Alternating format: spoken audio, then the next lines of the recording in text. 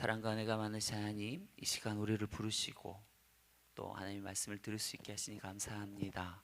이 시간 선포되어지는 말씀을 통해서 하나님의 음성 듣는 시간 되기 원하며, 또한 위로가 필요한 자에게 위로가 되는 시간이 되기 원합니다.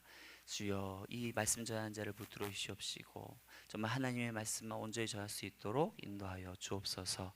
우리를 구원하신 예수님의 이름으로 기도합니다. 아멘. 여러분들 혹시 그 사도 바울을 어떻게 생각하십니까? 우리가 사도 바울 하면 참으로 많은 분들이 존경하고 또 닮고 싶고 또 본받고 싶은 인물일 것입니다.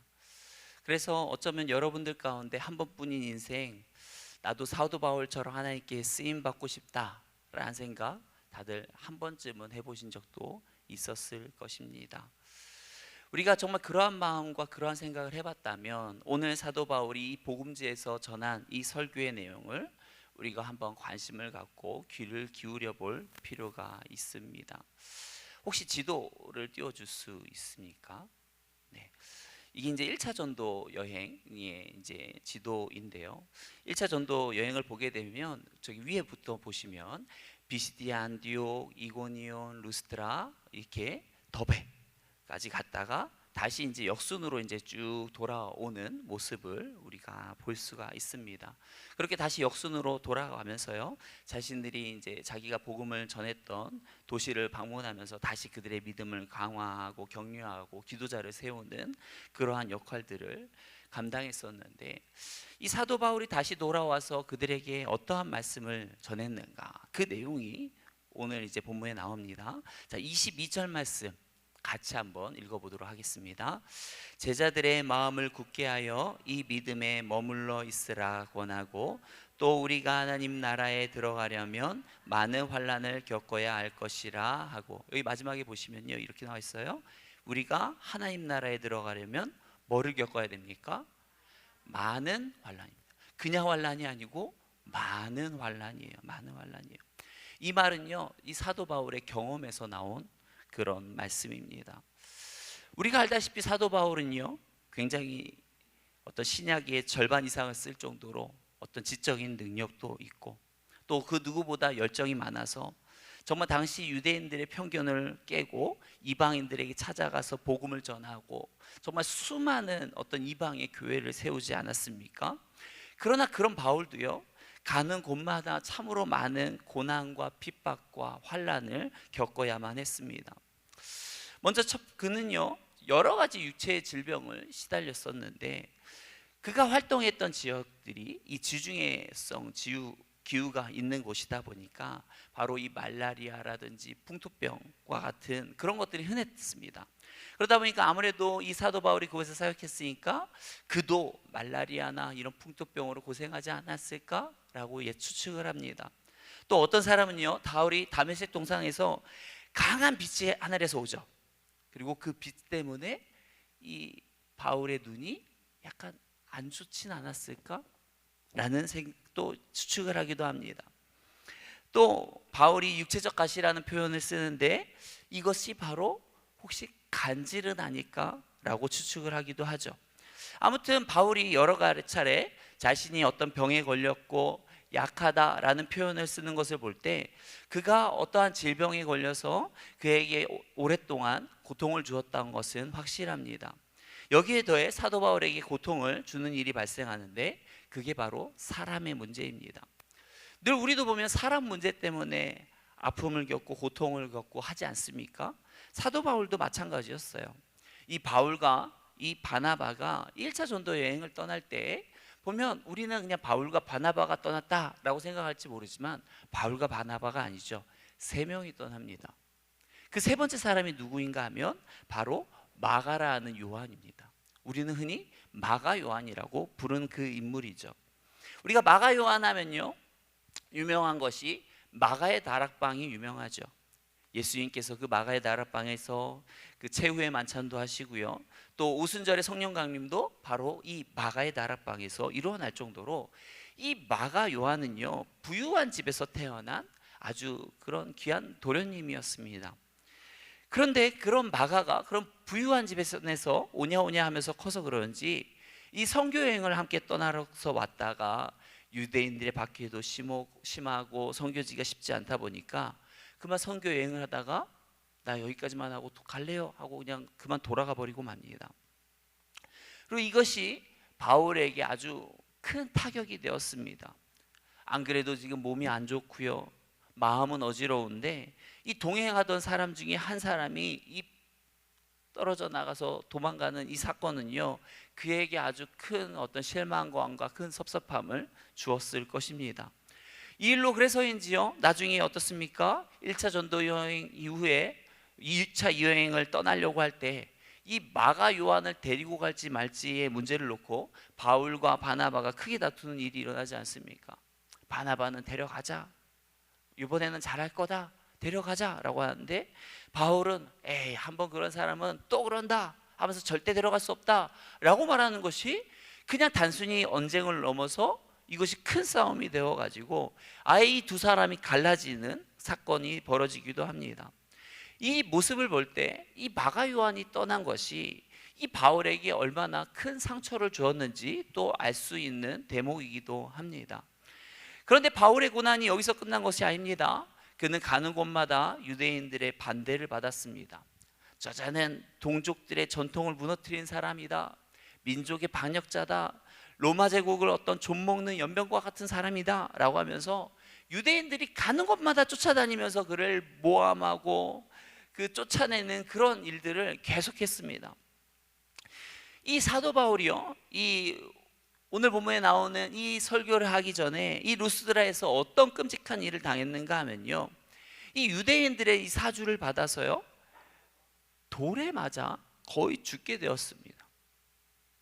그래서 그 사람들도요, 이 사람이 죽은 줄 아는 거예요. 그래서 그 사람은 그냥 죽었으니까 죽은 자는 밖에다 내놔야지 하고 던지는 그런 끔찍한 일을 당하기도 했습니다. 여러분, 사람들마다 봤을 때 이 사람은 죽은 게 틀림없어 라고 생각이 들 정도였다면 바울의 상태가 어떠했겠습니까? 아마 얼굴은요 피로 범벅이 돼서 알아보기 힘든 그런 상태가 됐을지도 몰라요. 또 신체 중에 어느 한 부위가 꺾여서 완전히 어떤 인체 구조상으로 나올 수 없는 어떤 그런 몸이나 어떤 그런 행동들이 나왔을 수도 있습니다. 또 온몸이 피로 뒤덮였을지도 모르지요. 사도 바울은 후에 이 상황을요 고린도후서 1장 8절과 9절에 보면 언급하고 있는데요, 우리 같이 한번 말씀 읽도록 하겠습니다.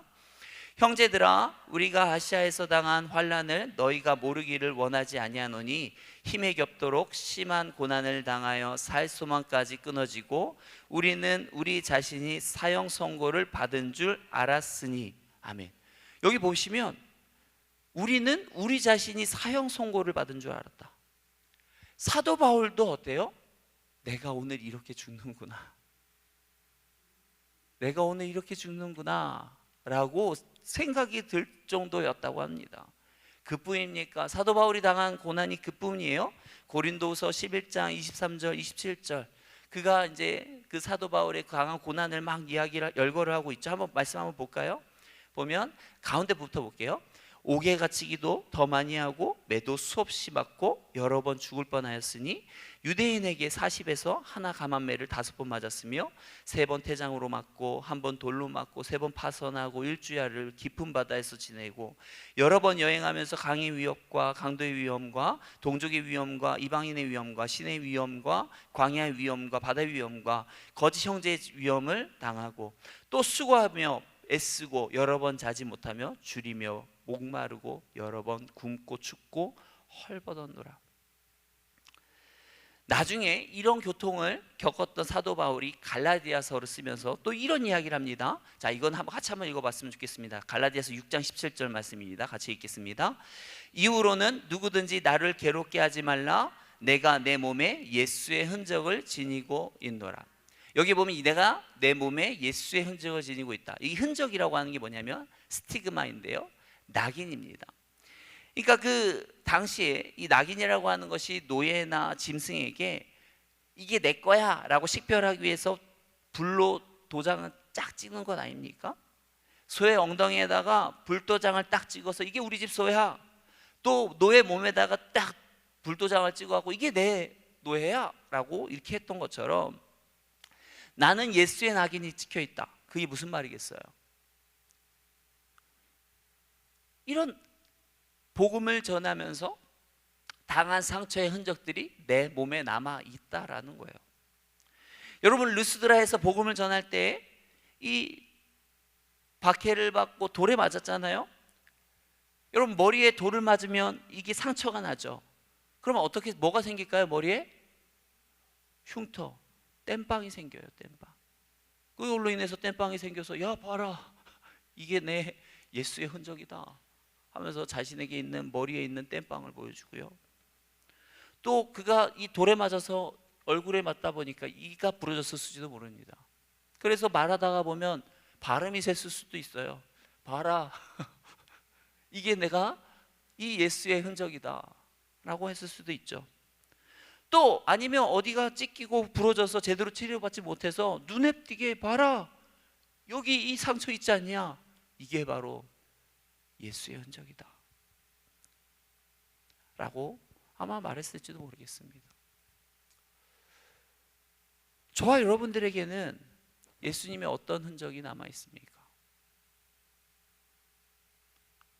분명 예수님께서 이 땅에 살기 위해서, 주의 뜻대로 천국에 가기 위해선 많은 환난과 고초를 겪어야 된다고 했는데, 저와 여러분들의 몸에는 어떤 예수님의 흔적이 남아 있습니까?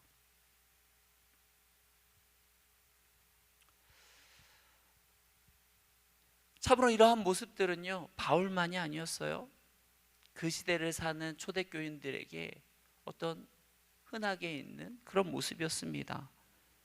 우리가 잘 아는 말씀이기도 하죠. 히브리서 11장 35절에서부터요 이 38절 말씀에 보면, 그들이 뭐 조롱과 채찍질, 뭐 결박, 옥에 다치고, 뭐 돌로 치임받고, 심지어는 톱으로 켜들고, 시험과 칼로 죽임을 당하고, 궁핍, 환난, 확대, 이런 것들이요 그 당시에는 흔했다라는 거예요.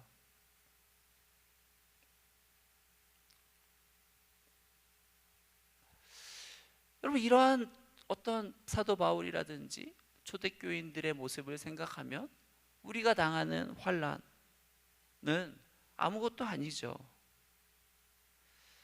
사실 우리가 이런 모습과 비교하면요, 과연 이런 모습으로 내가 천국에 들어갈 수 있나? 합당한가? 라는 생각이 들 정도입니다. 왜냐하면 세상 사람들이 우리를 비웃기는 하지만 그렇다고 죽이겠다고 막 돌 들고 달려와서 막 집어 던지진 않죠. 물론 우리가 신앙생활하기 위해서 좀 경쟁적으로 또 시간적으로 좀 희생을 하기는 하지만, 그렇다고 먹을 것이 없어서 막 굶어 죽거나 살 곳이 없어서 막 밖에서 노숙을 하거나 그러지는 않습니다. 참으로 이것이 시대에 따라 물론 다르긴 하죠. 그래서 참으로 이런 평화의 시대에 살게 하신 하나님이 너무 감사하긴 합니다. 그러나 우리가 이 마음속에 이 말씀을 꼭 기억해야 됩니다. 우리가 이 하나님 나라에 들어가려면 많은 환난을 겪어야 할 것이라. 왜냐하면 우리가 사는 이 세상은요, 어떤 초대교인들이나 사도 바울이 당했던 것처럼 그런 핍박, 환난, 폭행 이런 것은 아니지만 온갖 수많은 유혹들이 우리들을 괴롭히기 때문입니다. 사탄은 작전을 바꿨어요. 예전에는요 어떤 힘으로 억압했습니다. 너 이렇게 되면 죽어, 너 가만 안 둬, 막 돌 들고 와서 막 소리치고 막 난리치고 막 했었어요. 그런데 요즘은 그렇지 않습니다. 그런 어떤 눈에 보이는 핍박과 환난이 아니라 어떤 이 사단의 사주를 받은 이 거짓 선생들이 와서요 자꾸 우리 안에 있는 신앙과 믿음을 방해하는 그런 일들을 합니다. 참으로 이 세상은 살만한 세상이야. 이 세상에서 잘 먹고 잘 살아야지. 야, 이 세상에서 얼마나 마음껏 자유를 누리고 살아야 되지 않겠어? 하면서 이 뭐 죄사함이니 천국이니 이런 말보다는요, 이 땅에서 어떻게 하면 재밌게 살 수 있을지, 어떻게 하면 좋은 맛집에서 맛있는 음식을 먹고 떵떵거리면서 즐겁게 살 수 있을지, 참으로 이런 것들로 우리를 유혹하고 있습니다. 그러다 보니까 참으로 많은 사람들이 어때요? 이러한 유혹에 넘어가서 주일임에도 불구하고 산으로 들러나간다고 예수 그리스도의 십자가를 믿는 믿음을 저버리는 일들이 참으로 많이 이 시대 가운데 일어나고 있죠. 이러한 사단의 유혹 앞에 우리가 참된 믿음을 지키는 것, 바로 이 시대를 사는 저와 여러분들이 해야 할 일일 것입니다. 참으로 많은 사람들이 복음을 버리고 쉽고 편한 길로 가는 가운데 묵묵히 복음의 길로 한 걸음 한 걸음 걸어 나가는 것이 오늘 우리가 이 시대가 당하는 환난인 것입니다.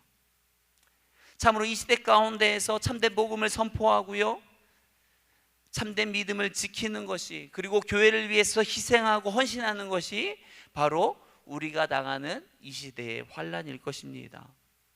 저와 여러분들이 이 시대 속에서 당하는 이 환난, 이 고난을 겪어야 합니다. 이겨내야 합니다. 이겨내야 우리가 하나님 나라에 들어갈 수 있는 것입니다. 하나님 나라에 들어가려면 많은 환난을 겪어야 될 것이다 라는 이 사도 바울의 말씀을 우리는 기억해야 될 것입니다. 그리고 그 어떠한 어려움 속에서도 이 말씀 붙드시고 승리하시는 저와 여러분들이 되기를 축원합니다. 여러분, 바울은요, 이 앞선 사역지 루스드라에서 어떤 일을 당했습니까? 돌에 맞아 그 누가 보아도 이 사람은 죽었구나 할 정도로 그가 심한 고난과 핍박과 환난을 당했죠.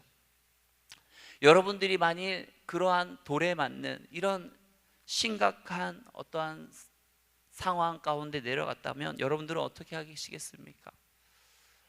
당분간 이제 사용 못하겠다. 내 몸이 이 만신창이가 됐는데 내가 뭘 사역을 하겠나? 좀 푹 쉬어야지. 이 아픈 거, 이 부러진 데라도 좀 나아야 내가 뭐 사역할 수 있지 않겠어? 그러면서 최소 한 달, 길게는 뭐 2달 쉼을 갖고 그 다음 일을 하지 않겠습니까? 그런데 사도 바울은 참으로 이해할 수 없는 그런 모습들이 나타납니다. 자, 우리 20절 말씀 우리 같이 한 번 더 읽어볼까요? 제자들이 둘렀을 때에 바울이 일어나 그 성에 들어갔다가 이튿날 바나바와 함께 더베로 가서. 자, 봐봐요. 제자들이 둘러섰을 때에 바울이 일어났다. 이 상황이 언젠가 하면 지금 돌에 맞아서 피 흘리는 그 상태예요. 이 사람이 돌에 맞아서 지금 피를 너무 많이 흘려서 기절했겠죠. 그리고 그 다음날 일어난 상황입니다. 근데 어떻게 해요? 다시 그 성에 들어갔다가 이튿날 바나바와 함께 바로 다음날 바로 더베로 갑니다.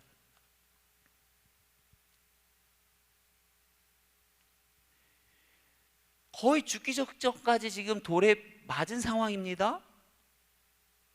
피도 엄청 많이 흘렸어요. 근데 그 피투성이가 된 채로요, 아직 상처들이 막 제대로 아물지도 않은 상태로요, 약 250리가 떨어져 있는 더베로 가서 전도를 했다는 겁니다. 250리면요 약 한 100km 정도 되지 않습니까? 여기서부터 거의 대구까지 가서요, 그것도 걸어서요, 가서 쉬지 않고 또 전도를 했다는 거예요. 정말 사도 바울이 뭔가 사로잡혔나 봐요.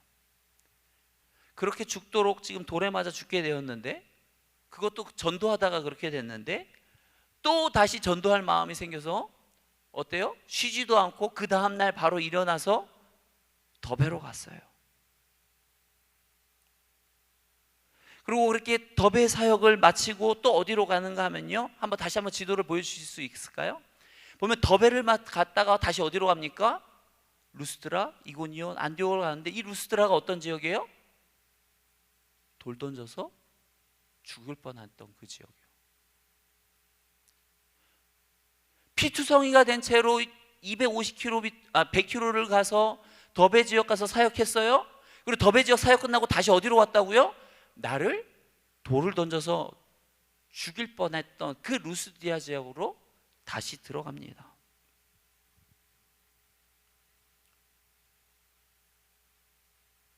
여러분, 다시 갔다고요. 그 지역으로. 여러분, 우리 속담에 그런 거 있잖아요. 자라보고 놀란 가슴 소뚜껑 보고 놀란다고. 그냥 루스드라 말만 들어도 학을 띠고 경악하고 두려워하고 그럴 판 아닙니까? 그런데 사도 바울은 전혀 그게 아무렇지 않았나 봅니다.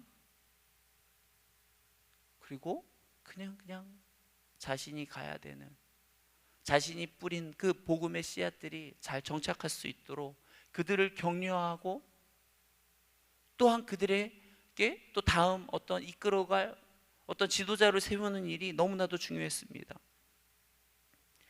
여러분, 어떻게 이런 일들이 가능할 수가 있었겠습니까? 어떻게 이런 일이 가능할 수 있겠어요?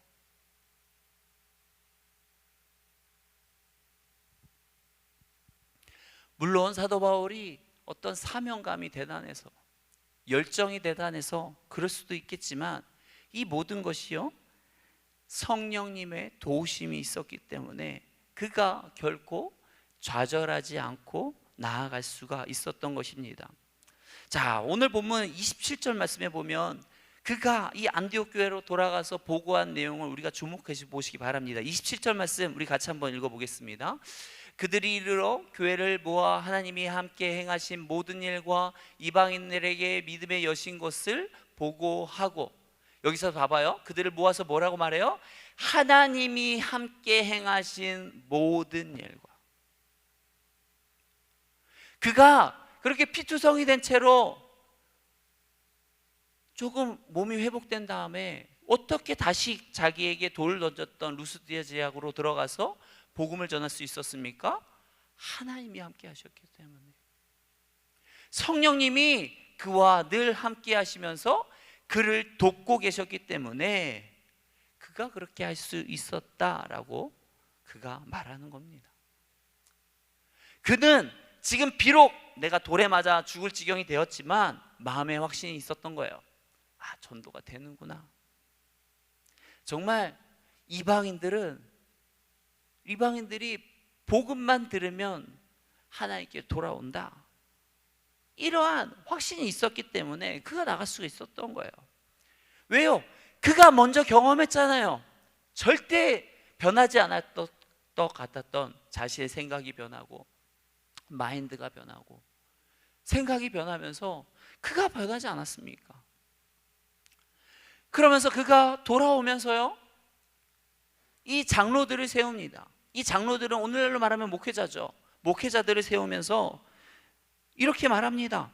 자, 보면 그 23절에 보면요, 오늘 보면 23절에 보시면 각 교회에서 장로들을 택하여 금식 기도하며 그들이 믿는 주께 그들을 위탁하고.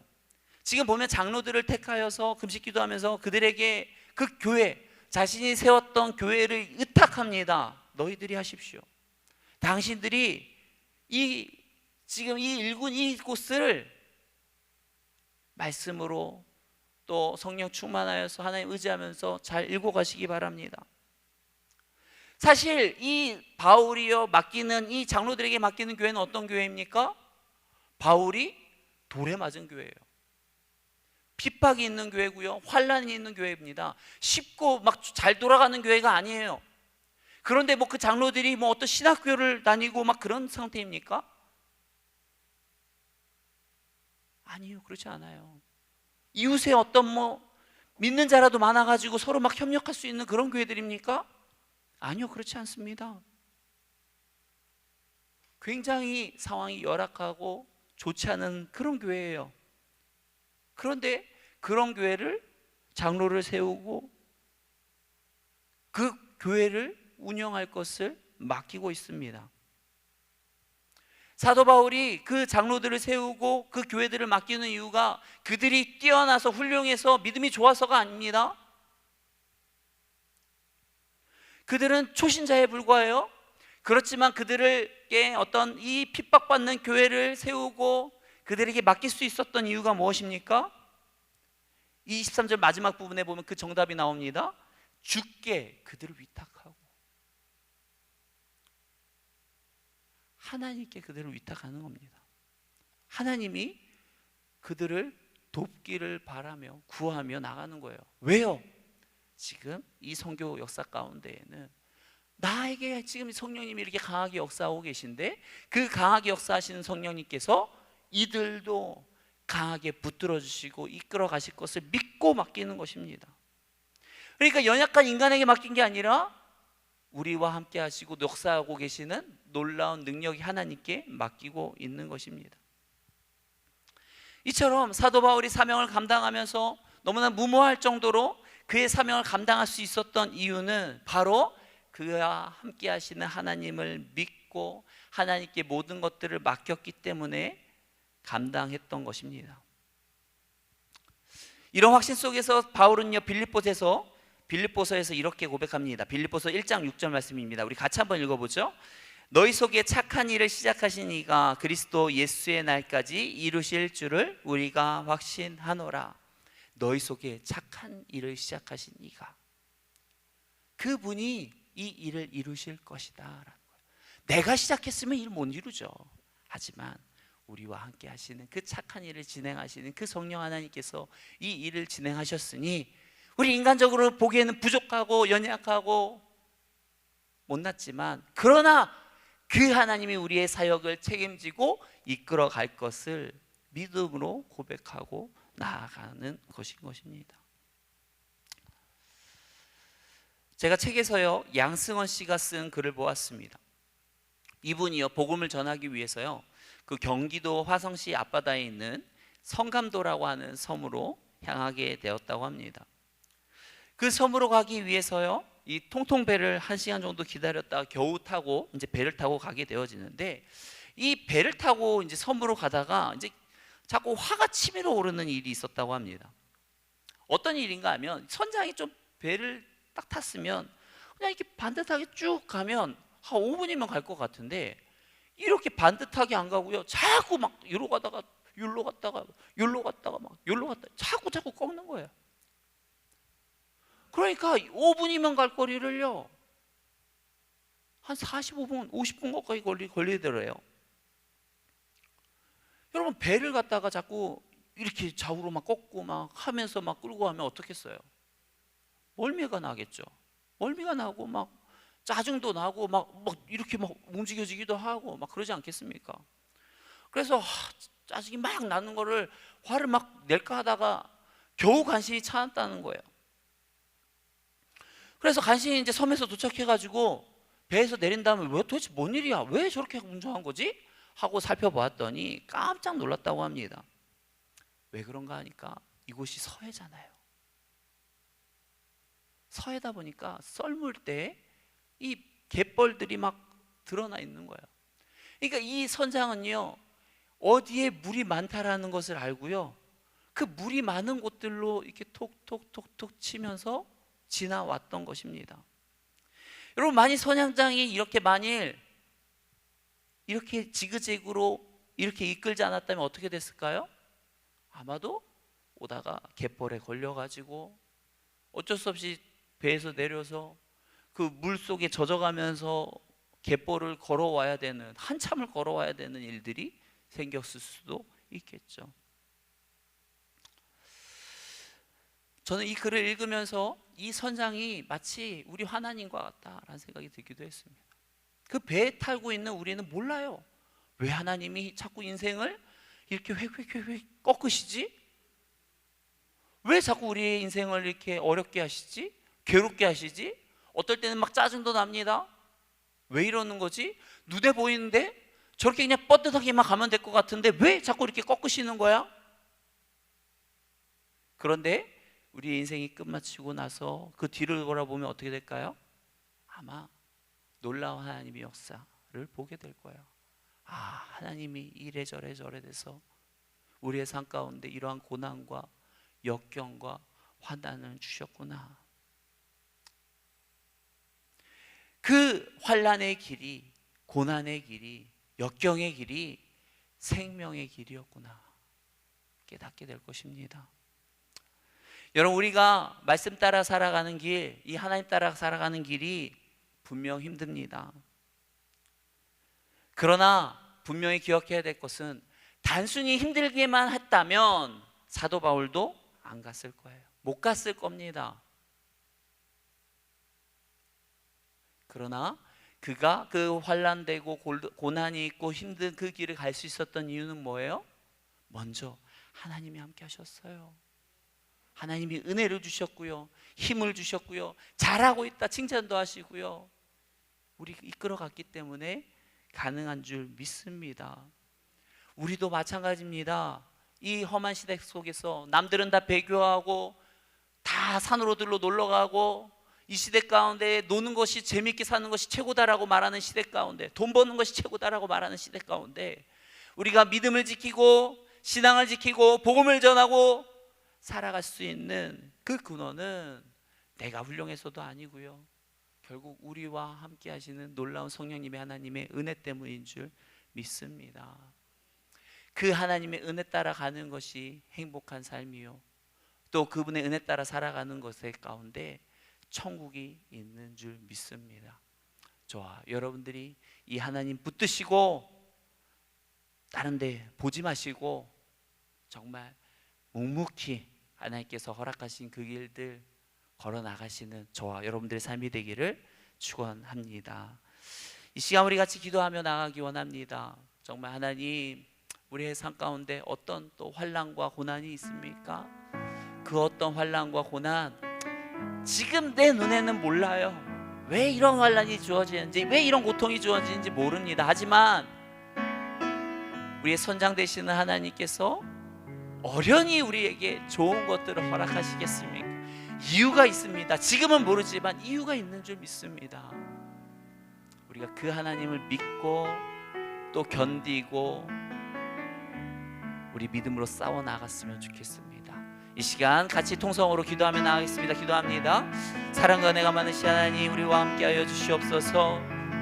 정말 우리의 삶 가운데 있는 이 환난, 고통, 역경, 우리가 이해하지 못하는 것들이 많습니다. 하지만 그러나 주님, 우리의 선장 되신 예수님께서 또 어련히 알아서 우리에게 그런 것들을 허락하셨겠습니까? 눈에 보이지는 않지만 그러나 선하시고 좋으신 하나님을 믿고 또 묵묵히 견디며 이기며 나아가기 원합니다.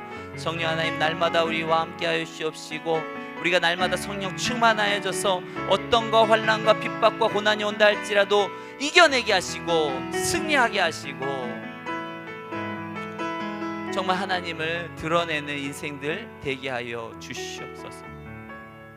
하나님께서 맡겨주신 사명들 우리가 온전히 감당케 하옵소서. 우리를 구원하신 예수님의 이름으로 기도합니다. 아멘. 찬송가